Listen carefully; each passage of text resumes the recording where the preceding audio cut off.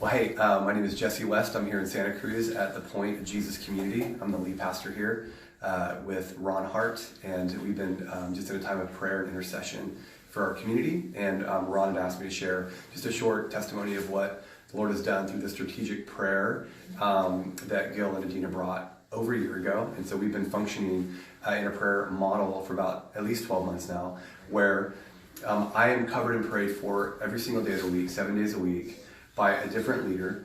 And then when a person is assigned to pray for me on, say, a Monday, they have two people praying for them, covering them as they pray for my family, for this community and the vision to be released that God's birthed. And so a few testimonies. I think the most important one is that I'm still here. If you're a pastor or if you lead, then you know how challenging it can be when you start stepping out in faith and you start taking risk.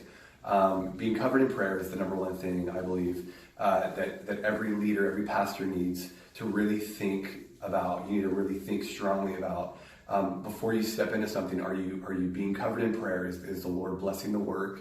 Are you alone? Are you doing it by yourself? Or do you have people behind you praying for you? So this model, what it does for my family is it gives us strength to know that we're not doing this on our own. I'm not just going to come up with a good idea and do it. There's covering as we take steps in action. I send out a weekly audio update to Chris Hurst, who is our lead intercession person. And then she takes that and then she distills that to our whole team. So the whole team is in a weekly update of what God's doing in the Spirit. So there's practical things that we do based on that.